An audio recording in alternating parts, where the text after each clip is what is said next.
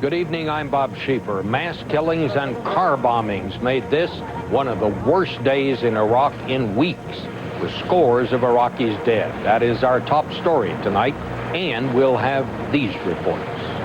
I'm David Martin with the story of how Marines fought off what may have been the boldest attack yet on American forces. I'm Wyatt Andrews. The big battle over the American ambassador to the UN, Condoleezza Rice, weighs in. I'm John Roberts in Rome. Benedict XVI already has the keys to the kingdom of heaven.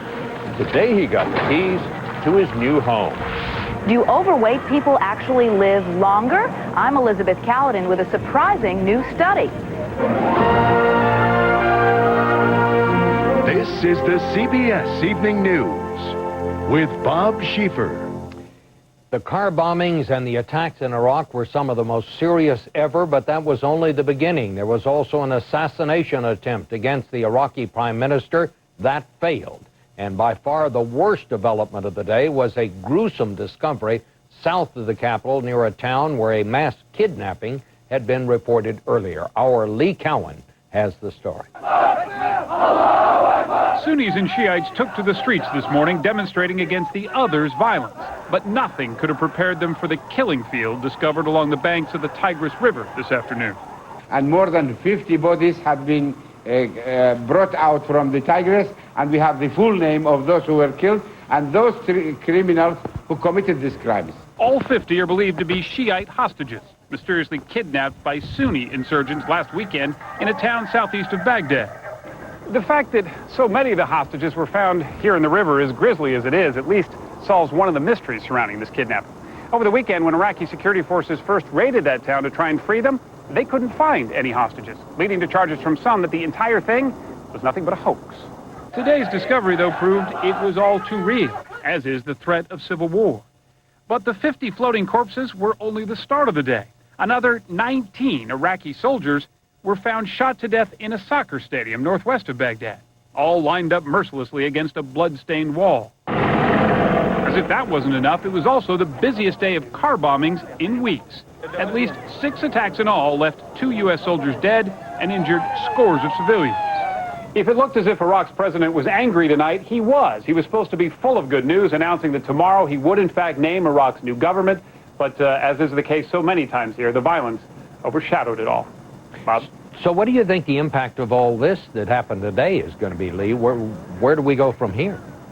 Well, if in fact they do announce a government tomorrow, as they say they're going to, that'll at least give the framework for people to start addressing some of these security concerns. But what really seems remarkable is despite all the attacks on the police forces, the security forces here, recruitment is still high. People still want to do this job, and that's what the government is really counting on.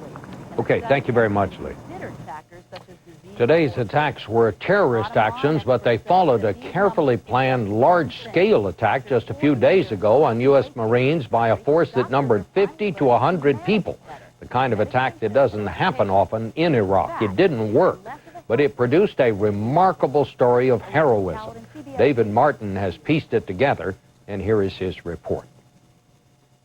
This is all that remains of a fire truck used by insurgents in one of the boldest attacks yet on American forces. It happened last week at a Marine outpost on the Syrian border. In a satellite phone interview, Corporal Anthony Fink said he'd never seen an attack like it. The only ones I'd ever seen out here were just like random hits from mortar rounds. This is the most highly organized attack that I've ever seen out here. A suicide bomber driving a dump truck filled with explosives tried to blast his way through the camp's defenses. Corporal Joshua Butler opened fire from a guard tower with his machine gun. The truck veered off and exploded, knocking Butler down. I got back up. There was a big wall of white smoke. I couldn't really see anything.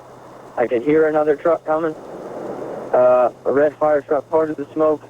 A second suicide truck bomb, which Lieutenant Colonel Tim Munday says was deliberately following in the wake of the dump truck. What I believe the terrorists were trying to do was run the dump truck as kind of a breaching tool, to knock a hole in the wall. Follow that up with the fire truck, which was intended to go through and detonate somewhere on the inside of the camp. Corporal Butler opened fire again, and the truck exploded short of the wall. But the attack wasn't over. Insurgents hiding in this building opened fire on Corporal Fink's bunker. Fink and another Marine knocked out the insurgents with anti-tank rockets. But to do so, they had to leave the shelter of their bunker. He stepped outside of the bunker because we couldn't fire from inside the bunker just because the backblast would injure the Marines inside. Followers of Abu Musab al-Zarqawi claimed credit for the attack, which Captain Frank Diorio believes was a daring attempt to score a symbolic victory. They were intended to try to get onto the base and just completely destroy as much as they can. Earlier this month, Zarqawi's followers mounted another well-organized assault, that time on Abu Ghraib prison. Both attacks failed, but in the midst of all the talk about bringing U.S. troops home, they stand as reminders of just how fearless, ruthless, and cunning the enemy is. David Martin, CBS News, the Pentagon. Federal judge agreed today to accept a guilty plea from the only person charged in this country in the September 11th attacks, but it's not all sure whether he will actually enter that plea. Correspondent Jim Stewart in Washington now with more on that. The only thing for certain is that Zacarias Moussaoui will be back in the courtroom Friday. What will actually happen once he's there is far from certain.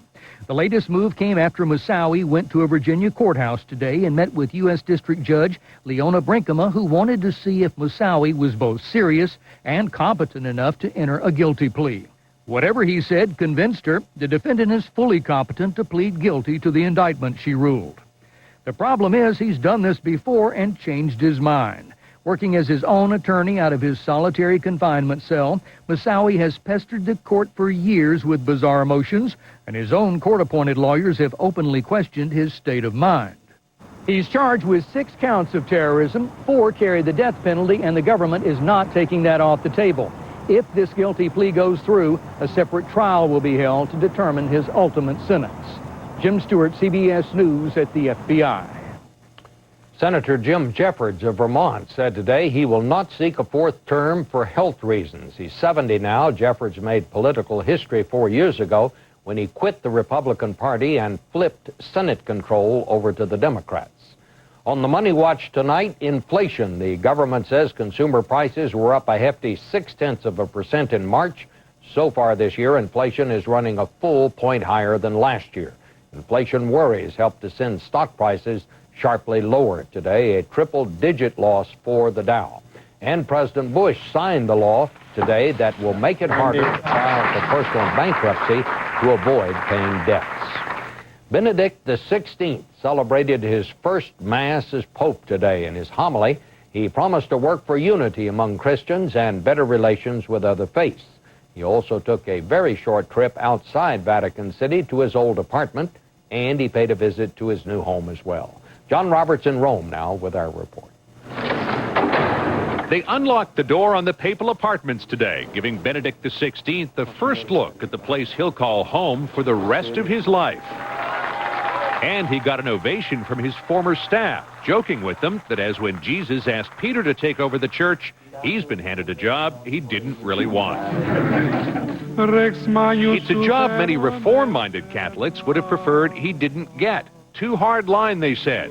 Give him a chance, argue the cardinals who elected him. He has a genuine, authentic message to give you. And don't be predisposed to reject what he says, but listen to him. In his debut Mass as Pope, Benedict XVI tried to show a softer side, telling cardinals, "I have a sense of inadequacy and human turmoil at the responsibility entrusted to me yesterday." But according to Chicago Cardinal Francis George, it appears there will be no softening on issues a majority of American Catholics support: the ordination of women, married priests, and allowing contraception. Is Benedict XVI open to discussion on those issues? He's open to discussion on anything, and he can discuss as well. But discussion doesn't mean discussion in order to change. How long he'll have for those discussions is another question. The Pope just turned 78, suffered poor health in the past. But the cardinals remain hopeful he can rise to the challenge.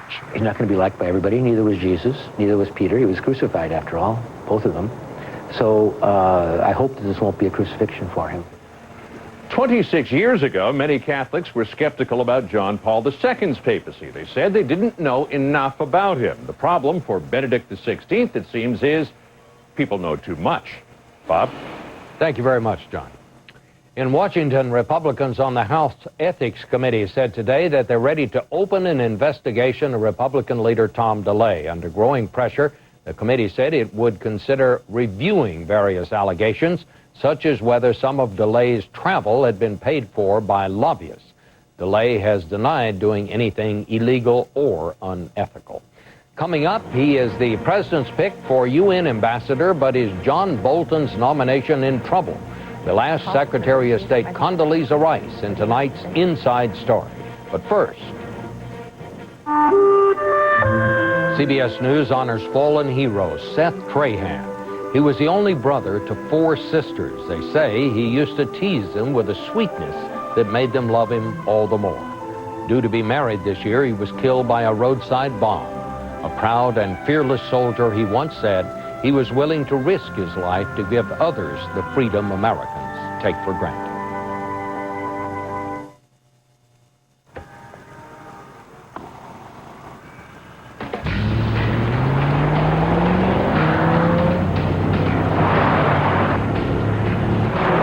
Exhilaration when you need it. Utility, even when you really don't. The 7-seat SRX Performance Utility. Cadillac, breakthrough. Visit your local Cadillac dealer for these attractive offers. Residency restrictions apply.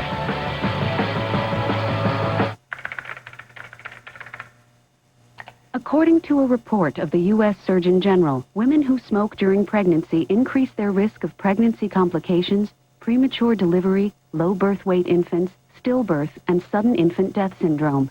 At philipmorrisusa.com, you can find links to this and other information on the serious health effects of smoking. To reduce the health effects of smoking, the best thing to do is to quit. For more information, visit philipmorrisusa.com. If you have trouble sleeping, something's on its way that could change your nights. You'll find out all about it on April 24th. Are you ready?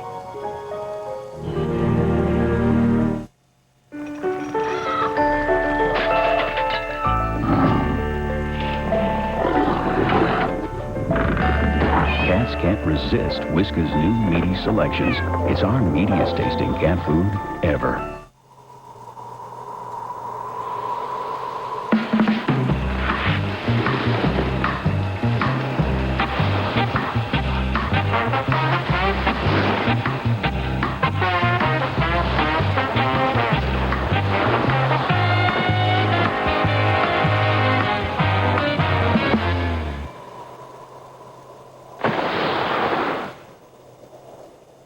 Sometimes all the right moves can't give high cholesterol the slip. If you're at risk and diet and exercise aren't enough, adding Lipitor can help lower your bad cholesterol 39 to 60%. And Lipitor has proven benefits for your heart.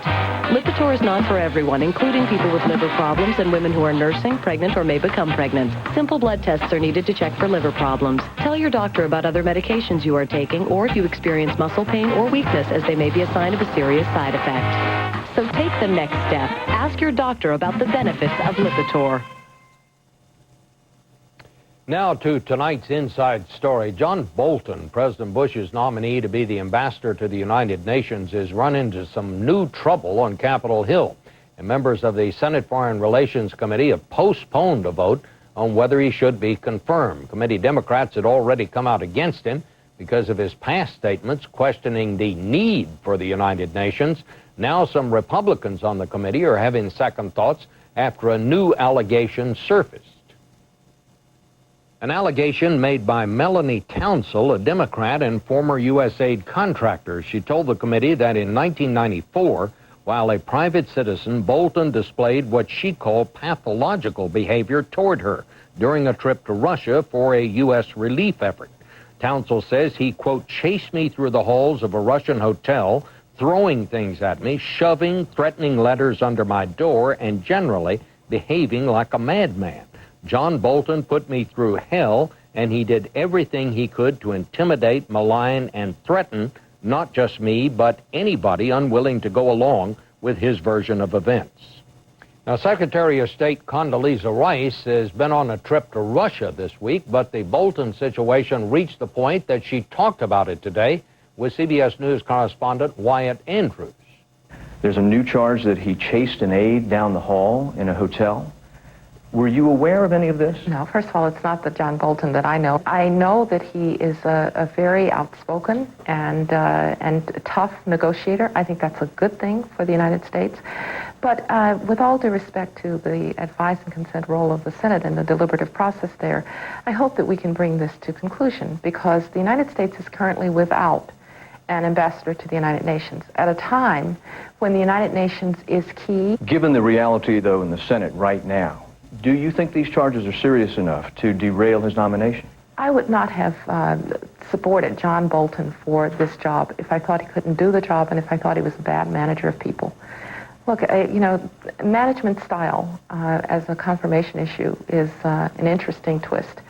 There are different management styles, and I will certainly expect that when John Bolton goes to New York, that he will operate in a way that is supportive of and gets the best out of the people in New York.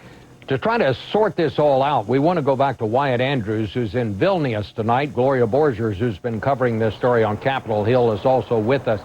Wyatt, it seemed to me that the Secretary of State really came out hard for him today. Is that a bit unusual? It seems to me that it is. Well, Bob, they have made a decision at the State Department that they are going to fight for this nomination. Given the strength of the State Department's defense of Bolton today, I believe they are gambling that they have heard the worst wherever the Senate goes, and that even if some of these charges are true, it's not enough to keep him out of the job. Well, Gloria Borger on Capitol Hill, you've been watching the Foreign Relations Committee. Do you think this nomination is really in trouble, or will this all blow over? Well, I do think it's in some real trouble, Bob. Right now, the committee's going to spend the next 3 weeks investigating these allegations. I'm told that more allegations about John Bolton's temperament are being phoned in every day. There are 3 undecided Republicans, Bob, and we just don't know how they're going to vote. Well, what about this woman who's making these allegations? She's a Democrat, I understand. Is she being taken seriously here? Well, she is being taken seriously. I've been speaking with her every day. I've been speaking with her lawyer. They know that there's some sensitivity there as to her politics because she ran the Dallas chapter of Mothers Opposed to Bush during the last election. But they also tell me that they have 2 witnesses that will corroborate her story. Okay, I want to thank both of you. Thank you very much. Thank you. And still ahead tonight, what do Germans believe about the election of their famous native son? We'll take you to the new Pope's hometown. Right now, if you're taking medication for arthritis pain, the facts can be hard to get a grip on. We can't tell you if your prescription puts you at risk. Only your doctor can. But what we can tell you is that no other pain reliever is safer than Tylenol when used as directed, and that Tylenol arthritis pain works as well as prescription ibuprofen. Hopefully that will give you something to hold on to.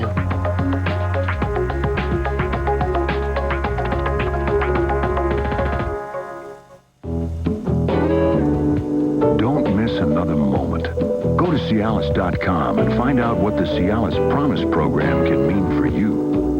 It's an offer you won't want to miss. Are you ready?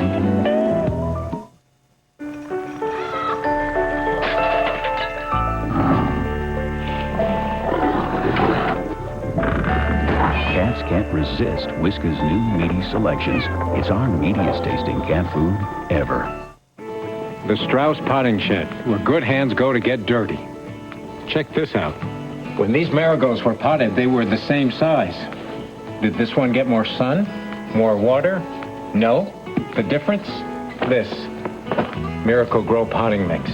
Premium organic materials now with continuous release plant food to feed up to 3 months.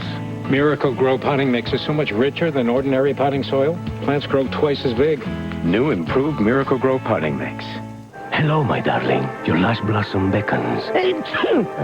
I am so congested. If only my medicine could treat and help prevent these seasonal nasal allergy symptoms. Only Nasonex is clinically proven to both treat and help prevent most seasonal nasal allergy symptoms, including congestion. Only Nasonex. Side effects were generally mild and included headache, viral infection, sore throat, nosebleeds, and coughing. I have returned my flower, a changed bee. To treat and help prevent most seasonal nasal allergy symptoms, Nasonex is the one. Talk to your doctor. Why do I get the feeling we're going to have some fun? Paul McCartney is back.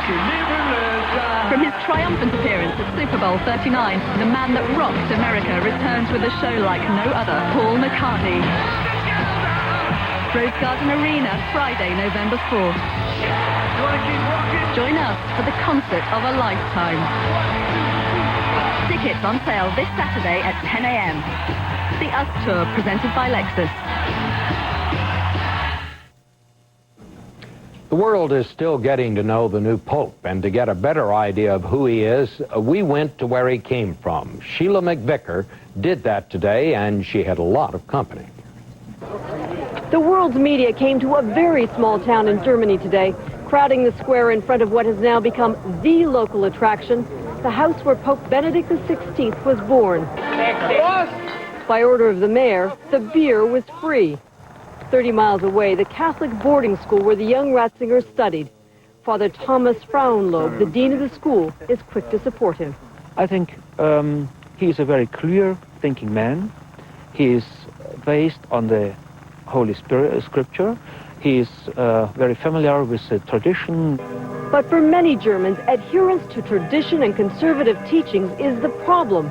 And that has led to dwindling attendance, not enough priests, no social reform. We are in big troubles in many ways, and I think Ratzinger knows that. A poll showed that more Germans were against him becoming Pope than supported him. Germany's Protestants are unhappy too. Some church leaders have called this election a catastrophe. They had wanted to see their faiths come closer together. But as a Vatican official, Protestant church leaders say, Joseph Ratzinger acted with, quote, a considerable degree of exclusion and prejudice. You can't stay always on this very strict line. You have to show some also human feelings, like the former Pope. There is another part of his life which causes unease here, what Joseph Ratzinger did during the war. He has said he was forced to join the Hitler Youth and served in an anti-aircraft battery. Germans and historians argue about whether, like others, he could have made another choice. It takes a brave person to walk away. We don't know sufficient to be able to say this was an act of a coward. Supporters say that as the church and the world come to know him, all these doubts will slip away. But in Germany, there is not much celebration. Sheila McVicker, CBS News, Market am Inn, Bavaria. And there was a wild scene in downtown Seoul, South Korea today when 6 elephants escaped from an amusement park. 3 of them broke into a restaurant. They were pursued somewhat cautiously by their handlers. Restaurant workers fled in panic as the animals wrecked the place, but they eventually calmed down and were returned to the park. Coming up next, food police take note. A new government study seems to show that a few extra pounds may actually help you live longer. How fast can Alavert start treating an allergy here? This fast. What about here? This fast. And here? This fast. That's because quick dissolving Alavert starts dissolving the instant it touches your tongue, without water. So you can take Alavert wherever you are. Try non-drowsy 24-hour relief that dissolves fast, without a prescription. Alavert, allergy medicine right when you need it, wherever you are. Hey, Angie, going to the post office? Post office?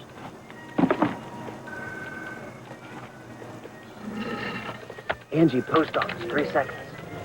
No matter how many packages you need to send, you don't have to go to the post office. Just log on to USPS.com. Pay postage, get insurance, print labels, and we'll pick them up for free. I'm at the post office. Just one more way the U.S. Postal Service is working for you. I was just getting to the good part, when Uncle Ernie dropped his tongs. Oh, I'd seen that look before. It was heartburn. Before you could say duck sauce, I was there with my Pepsid Complete. I told him only Pepsid Complete starts to neutralize acid on contact and keeps heartburn from coming back all day or all night.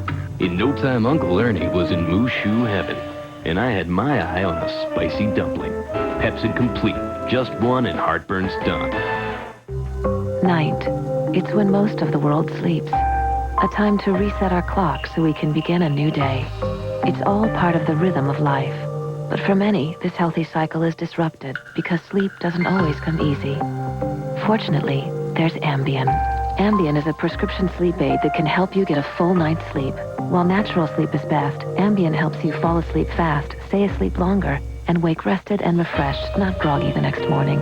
No wonder Ambien is the #1 prescribed sleep aid in America. Until you know how Ambien will affect you, you shouldn't drive or operate machinery. Side effects may include drowsiness, dizziness, and diarrhea. You shouldn't take it with alcohol. All people taking sleep medicines have some risk of becoming dependent on the medicine. Prescription sleep aids are most often taken for 7 to 10 days as needed. Your doctor will advise you about taking them longer. In most instances, memory problems can be avoided if you take Ambien only when you're able to get 7 to 8 hours sleep before you need to be active again. Talk to your doctor about Ambien and wake rested and ready to start your day.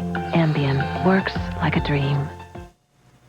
They're accused of robbing and trashing homes in Washington and Multnomah counties. Next, why one suspect's mom says he's innocent. Medical experts have told us repeatedly that being overweight can take years off our lives. Well, get this. Now a new government study says maybe not. Our medical correspondent Elizabeth Caledon is here. And Elizabeth, after what we've been told all these years, I have to say this makes absolutely no sense whatsoever to me. I think there are a lot of people who feel that way, Bob. This is exactly the kind of study that is bound to create controversy among doctors and drive the public crazy. It basically contradicts much of what we've been told about being overweight.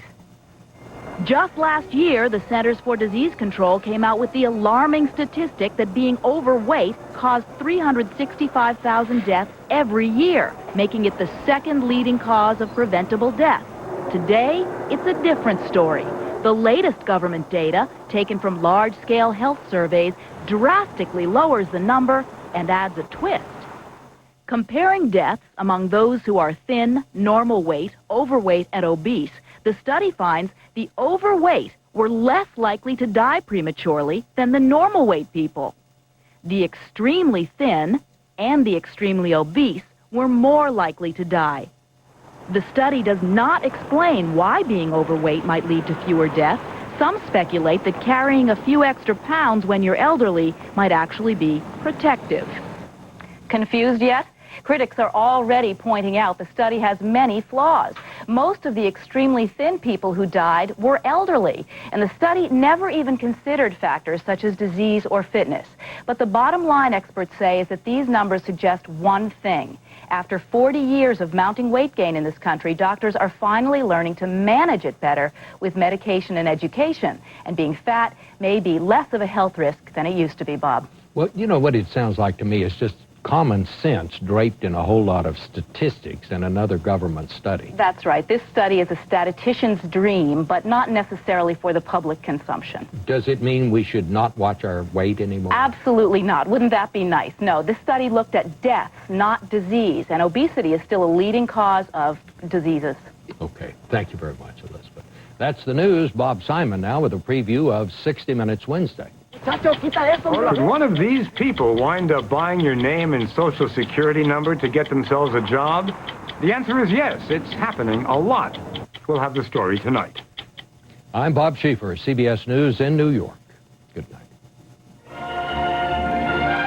For news 24 hours a day, click on CBSNews.com, brought to you in part by Walmart, where you can find everything you and your family need at everyday low prices. Walmart, always low prices, always.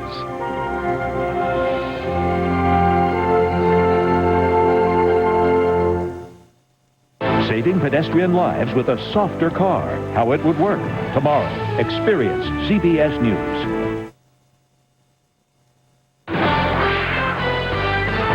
Just ahead on KOIN News 6 at 6, the jury is still out in the attempted murder case involving a former prison guard. We'll have a live update coming up. Plus, a warning for parents. Police say a security guard may have posed as a cop to lure young girls into sex. But first, a group of suspected burglars faces a judge, and tonight, one mother claims her son just got mixed up with the wrong crowd. We'll have the new information next.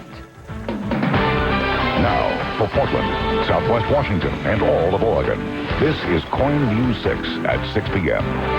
News that's to the point. Good evening and welcome to KOIN News 6 at 6 o'clock. I'm Kelly Day. I'm Jeff Gianola. Thanks for joining us, everyone.